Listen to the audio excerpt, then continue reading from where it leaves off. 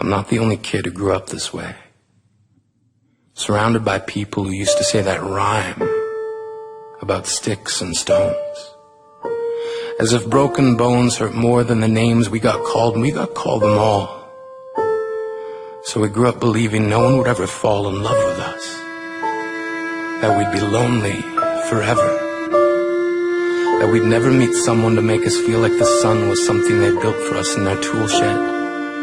So broken heartstrings bled the blues as we tried to empty ourselves so we would feel nothing. Don't tell me that hurts less than a broken bone, that an ingrown life is something surgeons can cut away, that there's no way for it to metastasize. It does.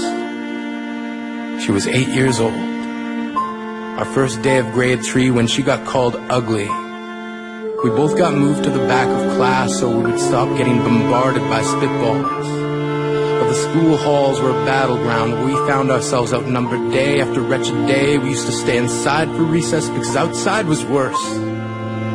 Outside we'd have to rehearse running away or learn to stay still like statues, giving no clues that we were there in grade 5. They taped a sign to the front of her desk that read, "Beware of dog."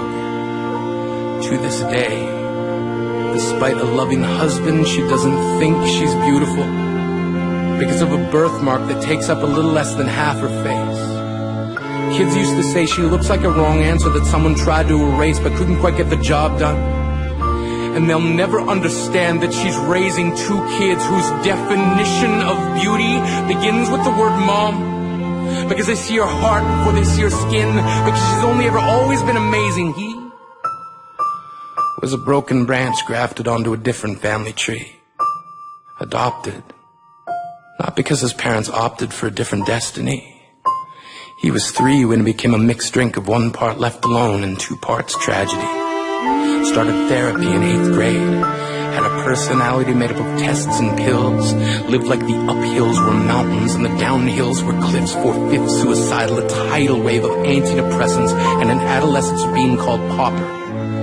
1 part because of the pills, 99 parts because of the cruelty.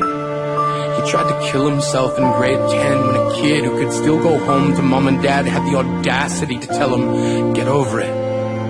As if depression is something that can be remedied by any of the contents found in a first aid kit. To this day, he's a stick of TNT lit from both ends.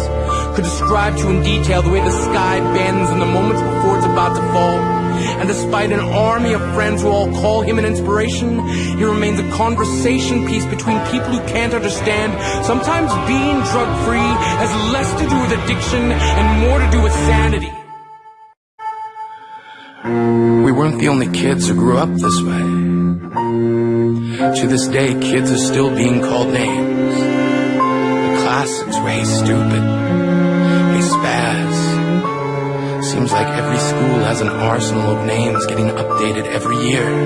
And if a kid breaks in a school and no one around chooses to hear it, do they make a sound? Or they're just background noise from a soundtrack stuck on repeat and people say things like kids can be cruel.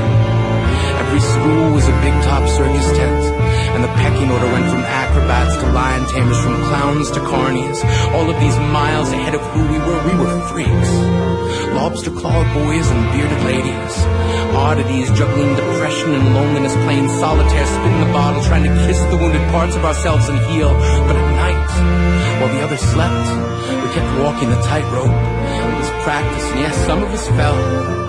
But I want to tell them that all of this is just debris left over when we finally decide to smash all the things we thought we used to be.